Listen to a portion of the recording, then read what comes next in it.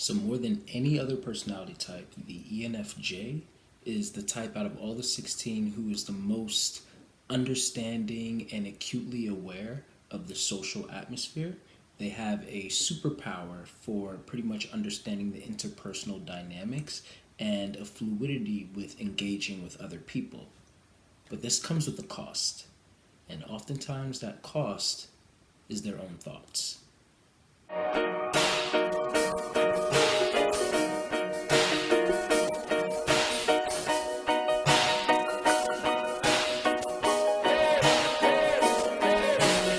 What's up, everyone? If you don't know who I am, my name is Denzel Mensah. I am a certified life coach and personal development coach, a relationship coach, all the types of coaches that have to do with interpersonal and growing your mind.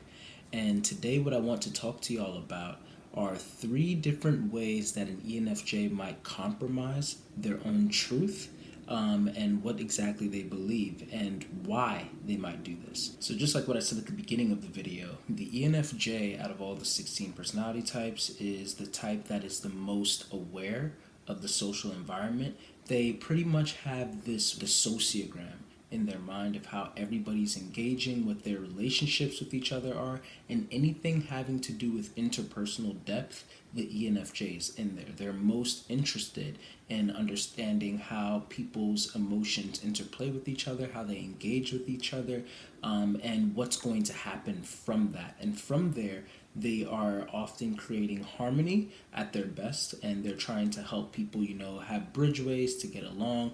They are really good with conflict resolution and resolving conflict in their own relationships and with other people. But sometimes, once again, this comes at the cost of their own thoughts. So being so attentive to what other people are thinking and how other people are engaging, how other people are feeling, etc., oftentimes can cause them to not really pay too much attention to what their own thoughts are. And at different levels, this is coming out in different ways. So there are the ENFJs, for example, having inferior TI or introverted thinking. Introverted thinking is a function that is essentially holding a framework of what somebody might think, that is in opposition to what everybody else around them might think. So regardless of what everybody in their social sphere might believe, the TI user will still have their own thought, and oftentimes this can be seen as controversial because this is a thought that is coming from like, okay, this is what just makes logical sense to me, even though everybody else does not agree. And a lot of higher stacked TI users are not afraid to share these opinions, and sometimes they're not even aware, such as like TI DOMs, because their FE, in reverse with the ENFJ and everything, is inferior, then oftentimes they might just be sharing their opinion and they may be unaware. They lack the acumen, the social acumen, if you will, to be able to understand like, oh, this opinion may not really resonate with the people around me, so maybe I probably shouldn't have shared it, even though to them they don't mean any ill will.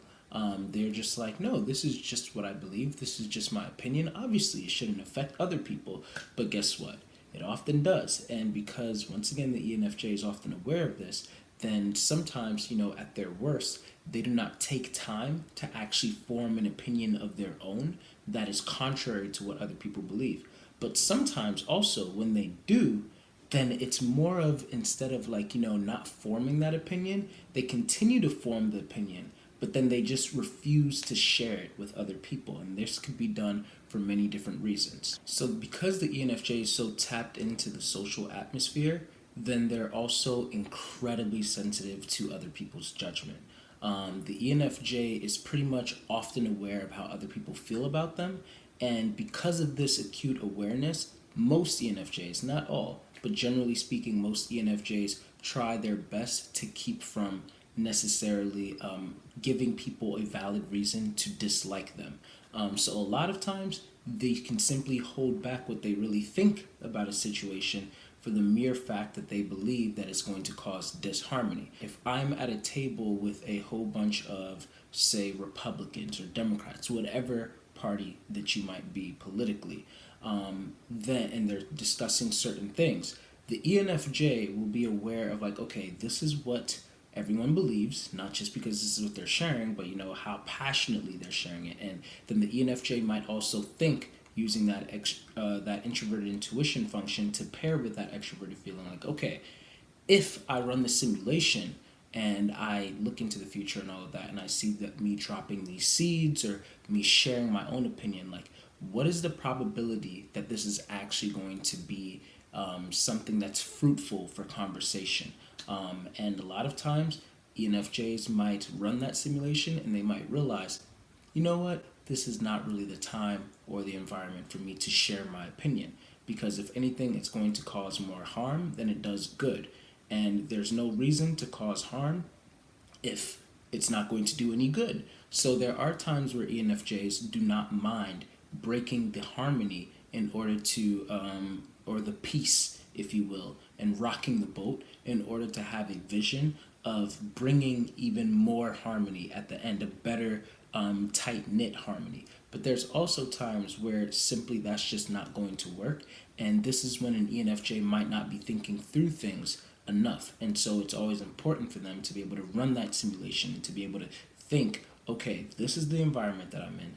This is how I'm gauging what's going on right now. So therefore, I need to use the implications of what's happening right now to be able to project into the future, run a trajectory of how me sharing my opinions is going to go, how it's going to interplay between the people, how well will I be able to communicate the opinions, how much, like, what will they say in response, and how much, am I even maybe possibly wrong, which is another reason why ENFJs might not share their opinions with other people. Sometimes an ENFJ is just not sure of what they really think. They might have maybe a thought that they've already believed due to religious background or due to family traditions and stuff like that, whatever community that they've grown up with.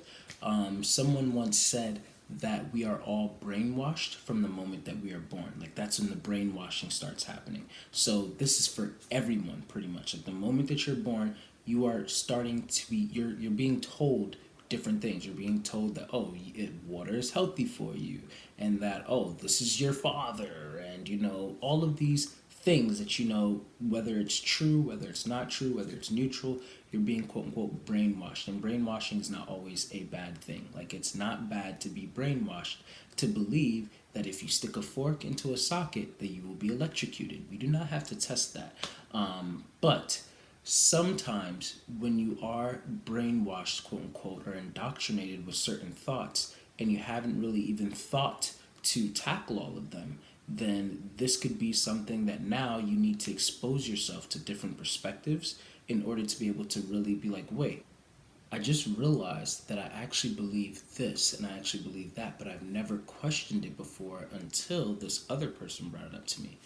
I never thought to really question if the sky is actually blue or if blue even actually exists, Very hyperbolic example there. But, other examples could be like, okay, if God actually really exists, or if, this is the actual right way to approach things in, this scenario, whatever it might be. And so, because of that, the ENFJ might then start to ask questions to the other person, so that they can help recalibrate their own logic.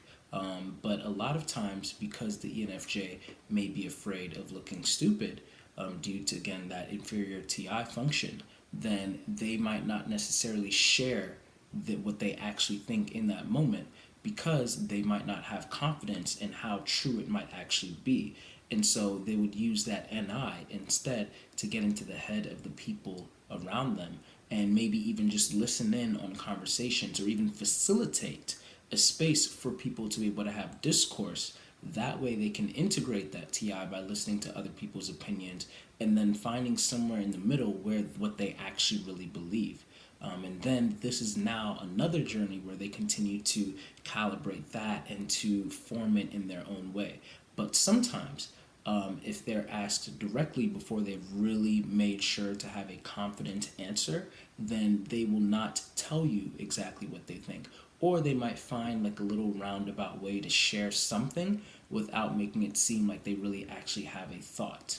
Now, again, because the ENFJ is very sensitive to what other people might be thinking about them and how other people might be judgmental, they are very aware that we live in a society that is quick to crucify. They will be quick to crucify and to cancel anybody who might have an opinion that is, separate from, another person. So this is why a lot of times ENFJs, once again, they run that simulation back to point number one, where they're like, okay, how necessary is it for me to share this opinion?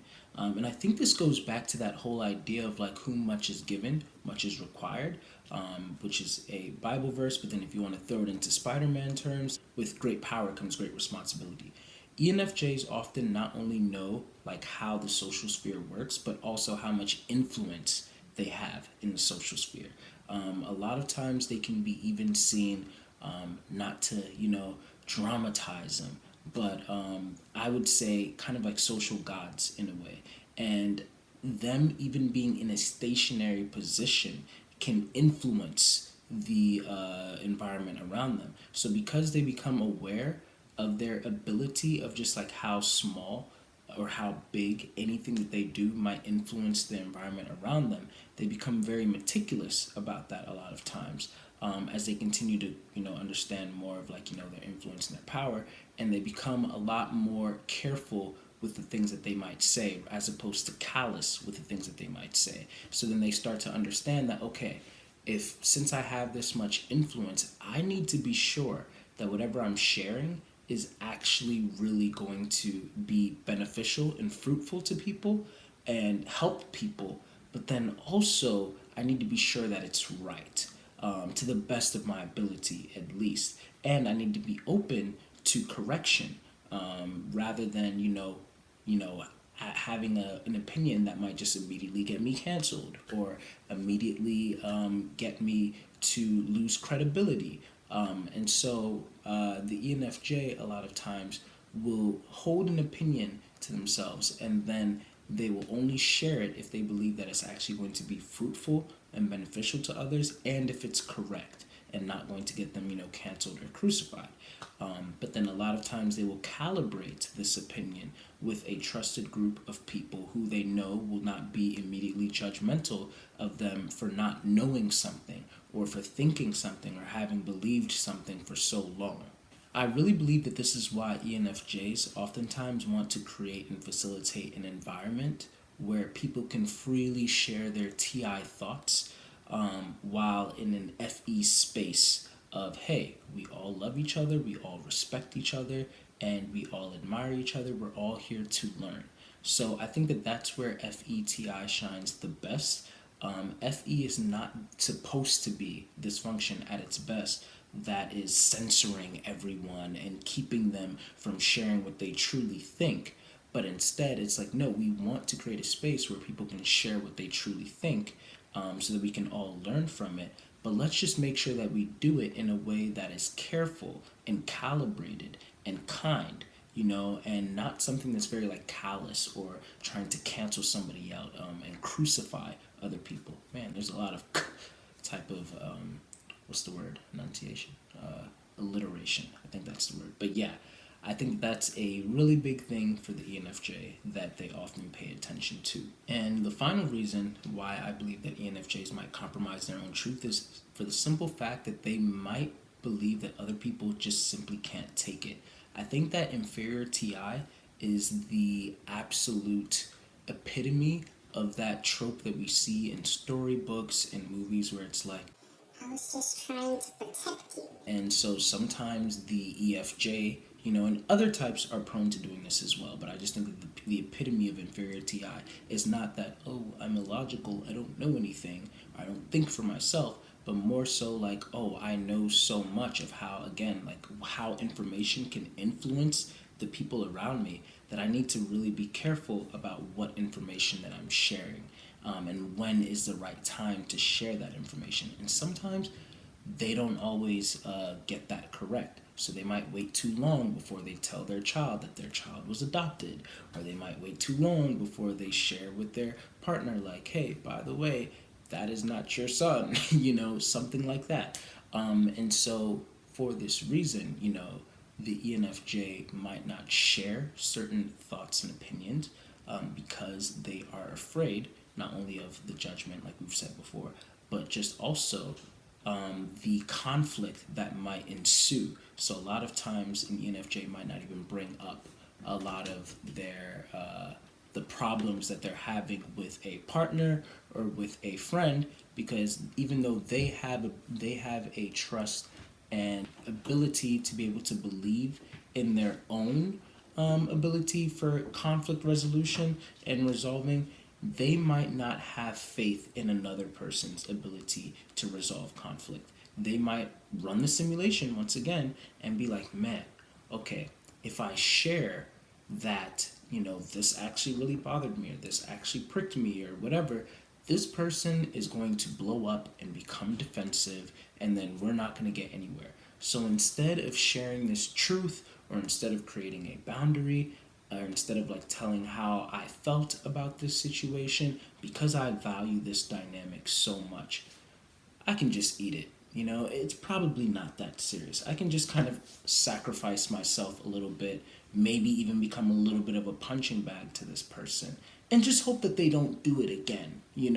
That way, eventually, even if they still are acting this way, at least I'm protecting myself from the bigger monster, which is their rage of defensiveness, or even worse, cutting me off. Obviously, this is not a very healthy way a lot of times to approach things. I think that ENFJs, the best things that they can do is to learn balance in all of these situations. Balance in all things, learning how to speak the truth, but tactfully, of course, which I also believe is the epitome of FETI integration. Also knowing, sure, when to share information. I think that is important, maybe in my own bias as an ENFJ myself, but also trusting other people sometimes more than you may think. And I think that if you make your intentions very clear, then people are often aware and like open, to being like, okay, you know what? Yeah, thank you for sharing that, and I'm going to try to do better with maybe handling this conflict, or addressing this issue, or like when you present your boundaries in this way, I'm going to try and take them a little bit more seriously without immediately getting defensive and all of that. And so if you know an ENFJ and you feel like maybe they're not always being real with you, maybe they're not always sharing everything of what they really think, try to create that space for them. Try to allow them to be able to find a way to get them to believe that you really won't judge them, that you really won't crucify them for not knowing certain things, and give them that space, because how else are they going to learn? How else are they going to have their thoughts challenged, unless if they're able to create a space where they can share what they actually think and hear what other people think about what they think in a kind manner, and then be able to learn from that. Then also make sure that if an ENFJ is communicating maybe how they believe that you have wronged them, or how they believe that, like how they're perceiving the situation, whatever it may be, make sure that you are also giving them some type of cushion in a way, more alliteration with the k, but give them some type of cushion so they can be able to know you're addressing this because you want us to continue to do better. And that's what the ENFJ oftentimes wants at their best. They want the most quality friendships and relationships, and they understand that the only way they can get there is by communicating not only what their needs are, but also a lot of times what has hurt them, so that they can keep from that happening again. And oftentimes they do well with other people communicating the same things, as they try to be cautious of that. So to make it in short, 3 reasons why the ENFJ might compromise their own truth is due to number 1, judgment from other people after they run that simulation and everything. Number 2, not really being fully certain of what they actually believe yet. And then number 3, believing that people pretty much aren't able to take the truth. They can't handle the truth just yet.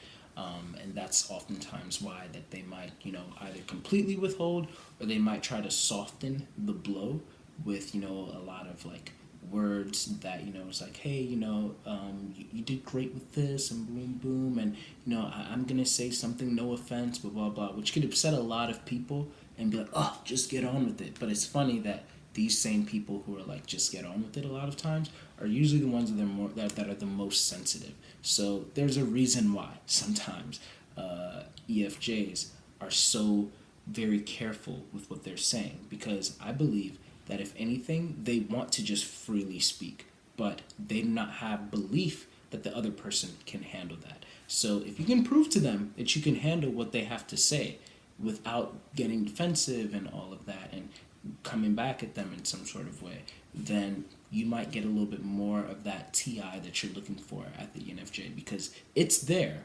trust me.